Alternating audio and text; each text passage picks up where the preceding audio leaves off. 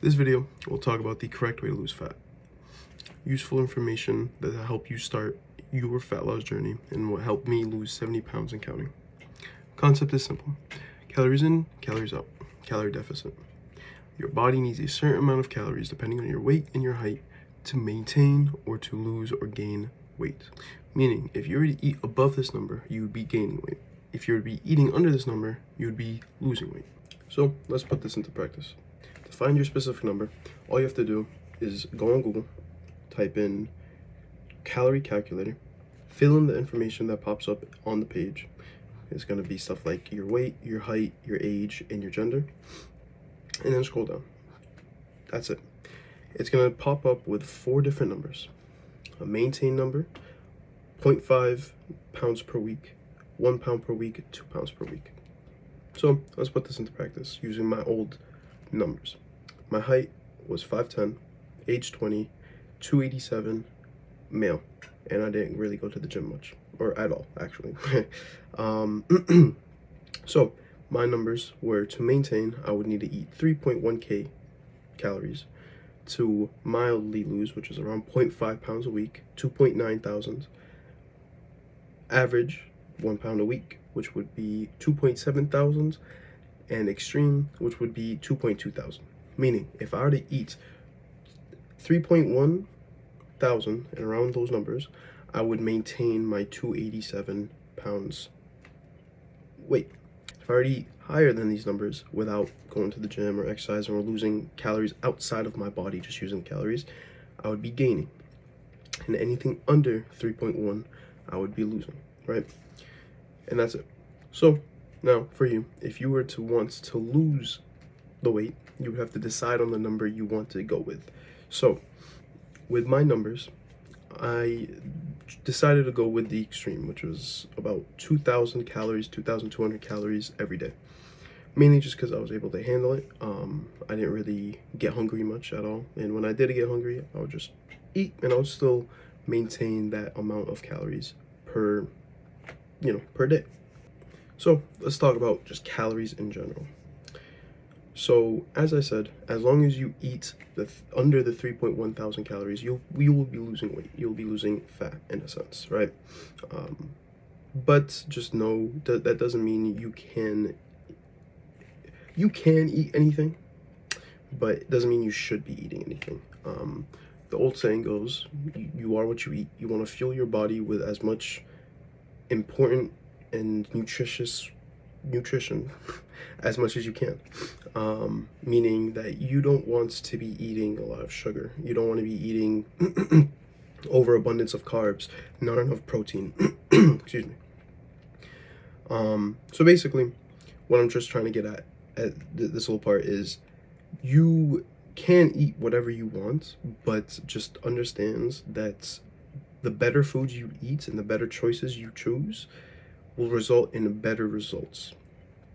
Again, you are what you eat, and you want to fuel your body with the best fuel you possibly can, which means low to no sugar and very unprocessed foods. Unprocessed meaning, like if you were to look at the ingredients in something like carrot, the only ingredient in carrot is carrot. But if you were to look into the ingredients of chips, for example, right, you're gonna have a whole list of different ingredients made for one piece of chip. Those are the type of foods you want to kind of stay away from.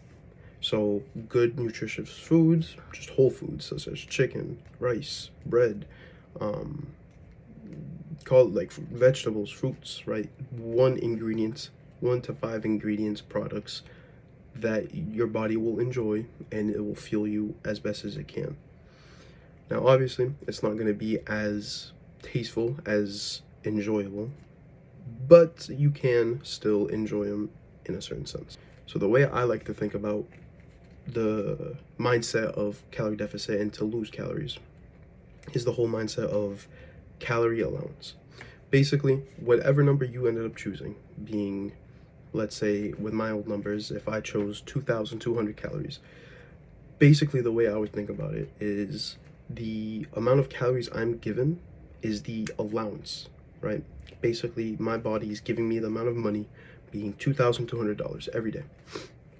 and I could spend that money however I want, right? But it's just up to me to decide on the useful and most productive way to actually use that money, that calories, right? Meaning, you can, if you want, go grab a slice of pizza. A slice of pizza is probably going to be like around 300 calories, especially if you didn't make it yourself. If it was ordered and, a lot of oil, a lot of grease, a lot of fattening stuff to make it as tasty as possible, it's probably going to be around 200 to 300 calories per slice.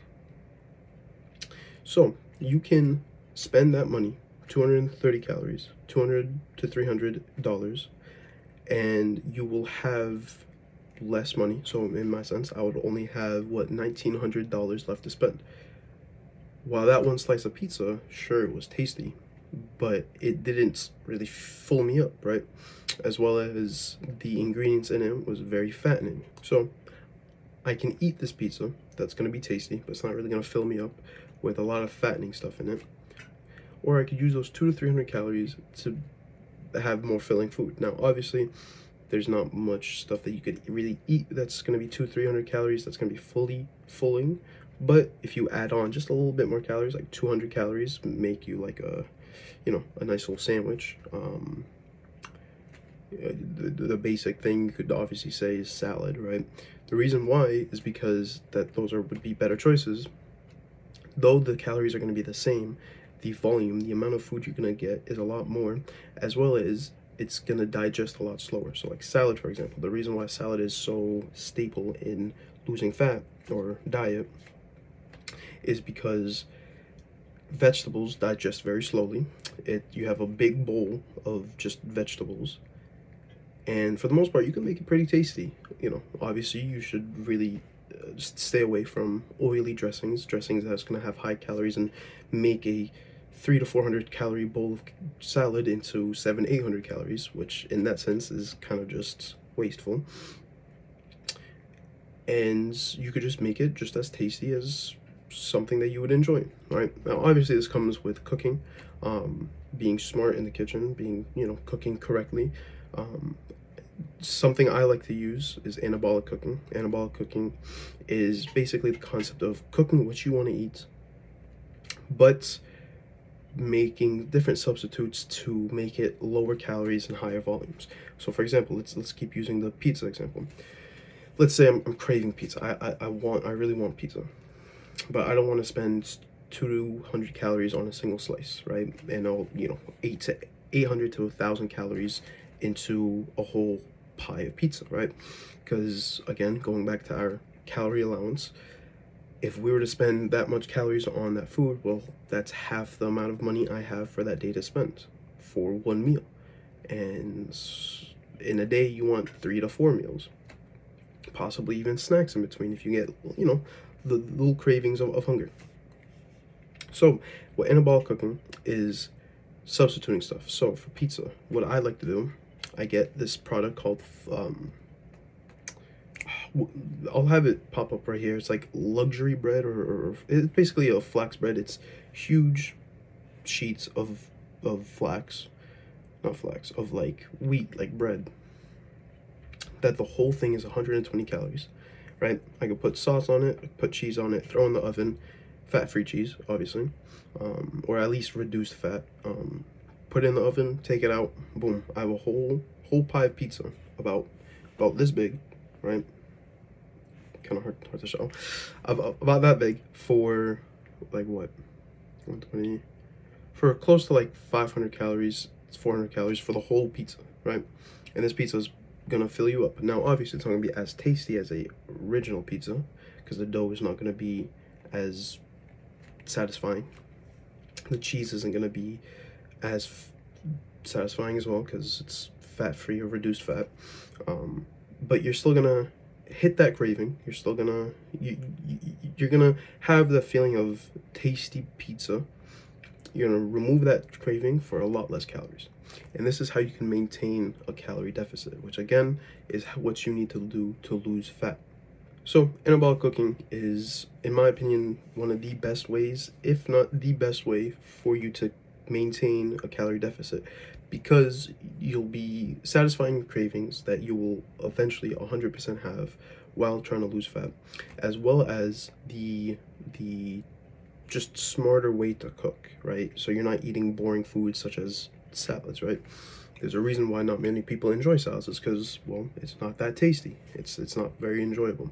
But eating something like a pizza is, right? You just have to make a little bit of substitutes. Another thing that you could use for anabolic cooking would be like sushi, for example, right? I love sushi, but one whole roll of a California roll is going to be like around 300 to 400 calories, right? Now, if we were to look at the ingredients, for the most part, everything in the sushi is pretty healthy, right? So let's go with the California roll. Crab, rice, seaweed, cucumber, avocado, sesame seeds, and some sauces, right?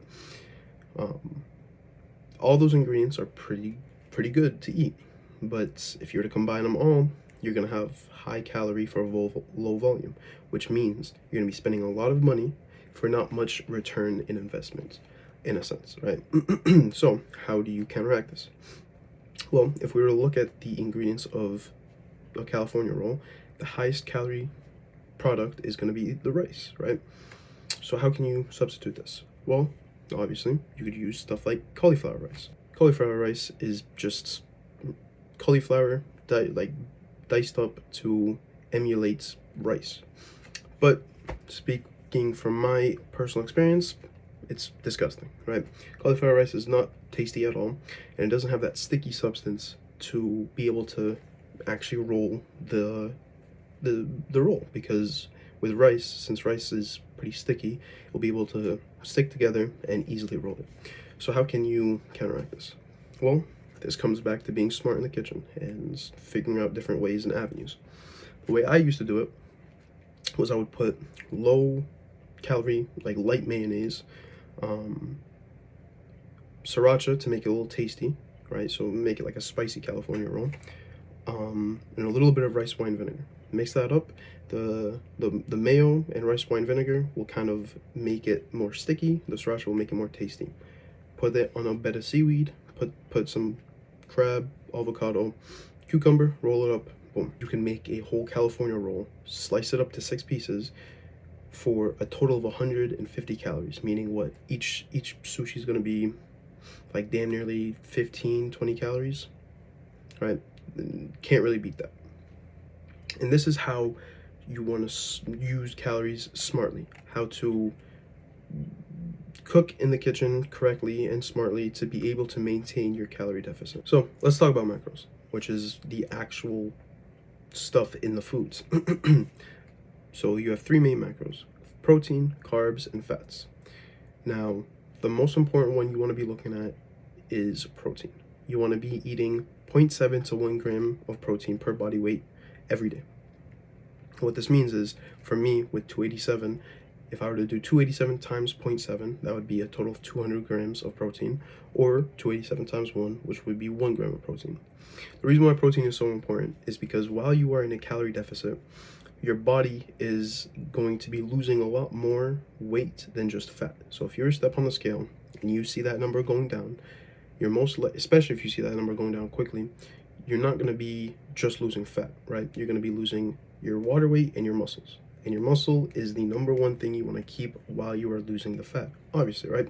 Because for the most part, if you're trying to lose fat, unless there's a health reason, right? Like your life is in danger if you don't lose the fat. For the most part, most of us just want to lose fat to look better. And to look better, you need muscle, right? So if you're to eat the protein, your muscles will be using those proteins to keep your muscle mass and potentially grow it if you're going to the gym doing resistance training. But let's just talk about, we'll just leave that to another video. If you were to eat the protein, your body is going to keep the muscle while dropping the fat, meaning when you step on the scale, the number is going to be going down a lot slower, but it's going to be going down correctly, right? You're not going to be losing muscle, which is going to be the one thing that you want to keep. Now with carbs and fats, truthfully, especially if you're at my number, which was like 287, around those numbers, carbs and fats, you don't really have to track too meticulously as protein.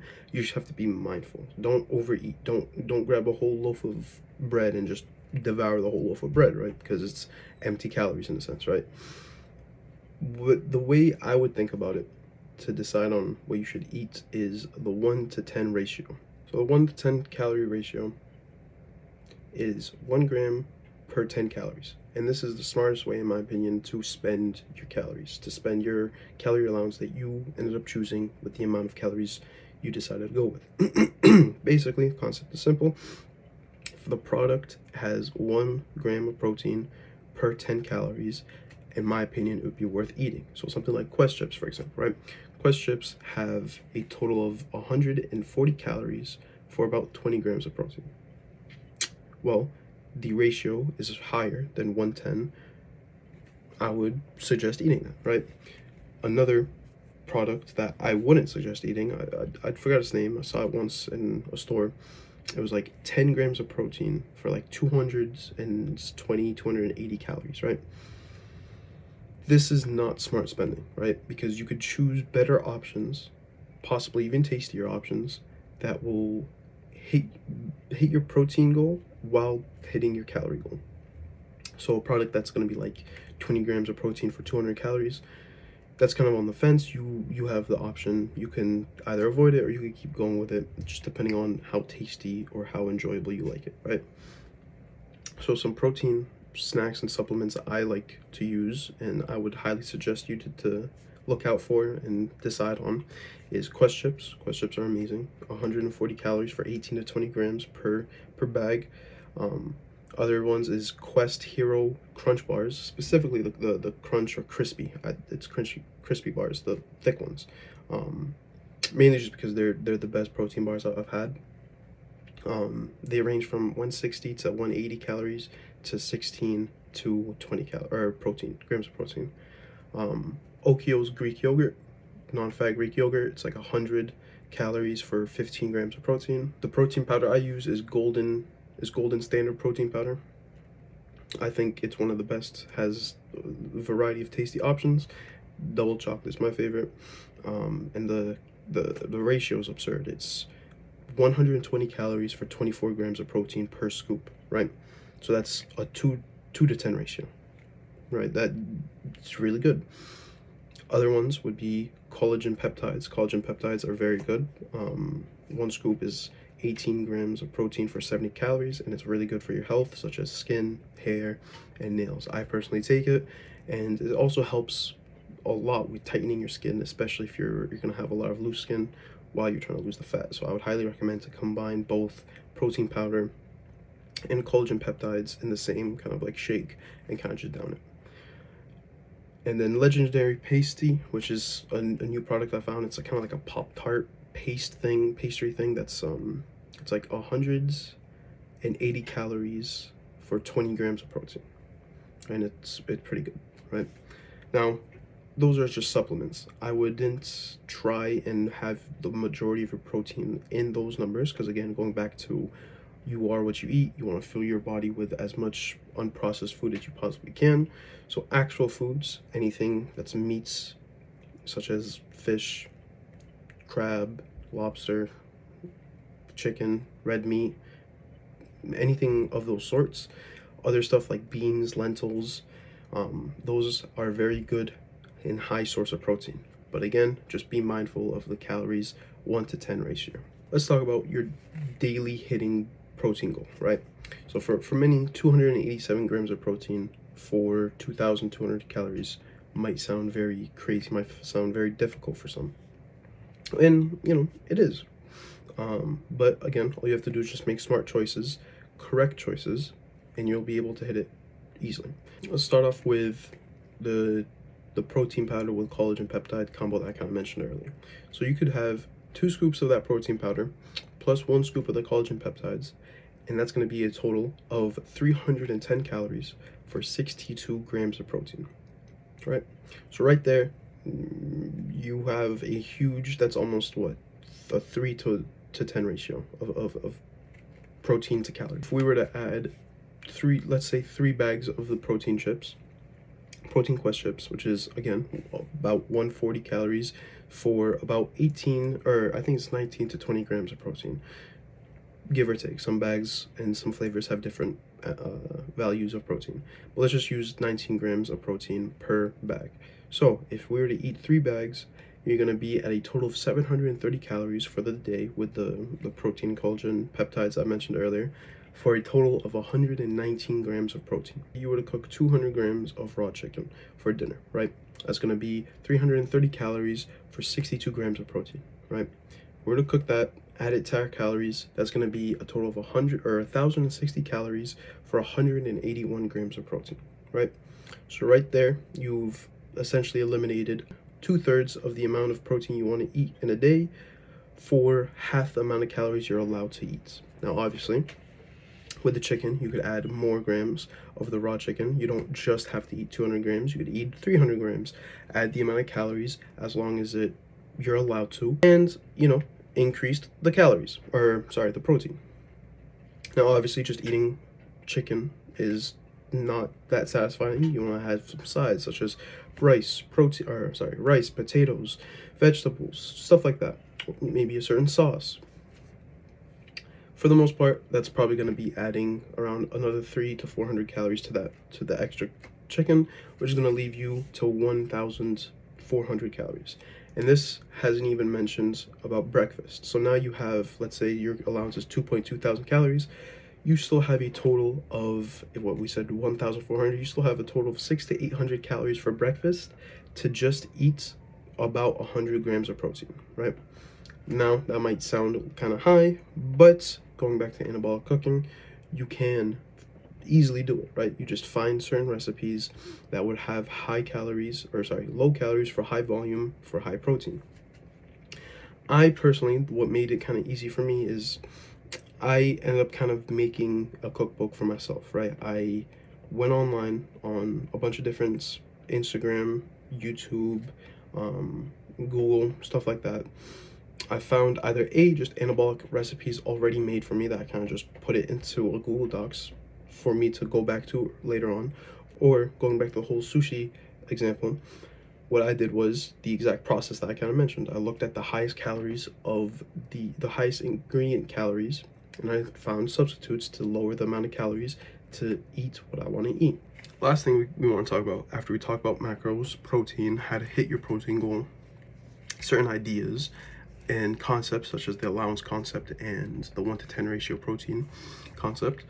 The last thing to talk about is how to actually decide on the amount of calories you should eat, right? Now, this is going to be different for many different people, right? The best way I could really say is just experiment, right? For me, what kind of worked with me was the extreme, just because it felt like 2,200 calories was very manageable for me to hit my protein goal, as well as being able to get to the correct amount of calories I want to eat. But that might not be the same for many. So my eating habits kind of allow this to happen, right? I would eat breakfast. I wouldn't really get hungry throughout the day at all. If I did, I would just have some protein snacks. Hit the gym, have my protein shake with the collagen peptides, and then make a huge dinner of like 300 to 400 grams of raw chicken or something with like different sides, like some rice, some salad, some certain sauce I would have made, right? All this is how I was able to manage my weight. Now, for many, it's going to be different. Many people might just get hungry throughout the day and need to have lunch, right? And the best way I could tell you to do it is to just experiment, is just to try different things, right? Just don't eat below the number that is already given for the extreme. If you feel like the extreme is already easy enough and you feel like you could eat a little bit less, don't. Just because the amount of calories you're going to be giving your body if you eat less than that number is not sufficient enough to maintain just your body in general, right? So just choose the amount of numbers, right? I would start off with the mild, which is 0.5 per week. Try that for a week, see how you feel. If you feel like you could handle it and you're fine and you're hitting your protein goal way before you're hitting your allowance, your amount of allowance, lower it down to 1. Again, same process. Try it for a week, see how it goes. If it's easy, good enough, try 2. My general advice would be bounce between the 2 to 1 grams, or sorry, 2 to 1 pound per week. So again, for my numbers, it was 2.2 to like 2.5, right? So I would eat between those two numbers. Some days I would have 2,500 calories. The other days I would have 2.2k calories, right? The smartest way to kind of think about it as well is, let's say you solely decide on 2.2 thousand calories a day. But let's say one day, you go out with some friends, there's an event, you eat out, right? Totally fine. All you have to do is, let's say the day before, you decided to eat 2,800 calories, right? And your total allowance is 2,200 calories. Well, this is where you want to eat just a little under the amount of calories you're allowed to even out the thing, right? So obviously, if you ate 2,800 calories, that's going to be 600 calories additional. I wouldn't recommend to eat, 1,600 calories. I wouldn't recommend that.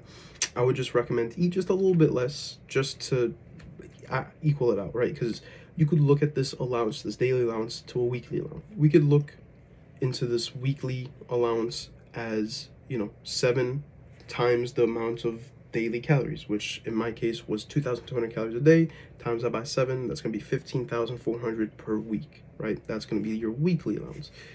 Try and just make sure to hit that number out of all numbers, right?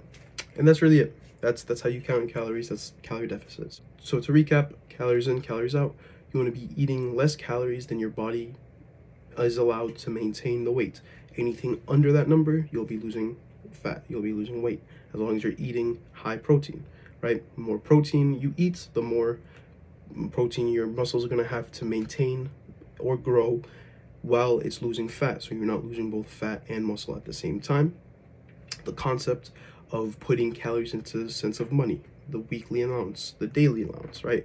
In my opinion, it was the smartest way for me to start thinking about it, so I can really decide on what is and isn't a good choice. Because if you're going to be smart with money, you're going to be smart with calories. The other concept is the 1 to 10 ratio. Eating foods that have 1 grams of protein per 10 calories to decide if something is smart to use for your money for a good ROI, return on investment. Anabolic cooking, how anabolic cooking can help you, how you could go about finding different recipes or making your own recipes, and the correct way to, in my opinion, to cook for losing fat, having high volume foods that's going to fill you up for very low calories and high protein, and the amount of calories you should be eating on a daily, right? Actually deciding the amount of money, the amount of allowance your body's going to be giving you, right? In a future video, I'll be going more in depth about anabolic cooking, because I feel like I can make a whole video about it, and the little important stuff that I can't really say or won't really have the time to say in this video, because it'll probably be way too long.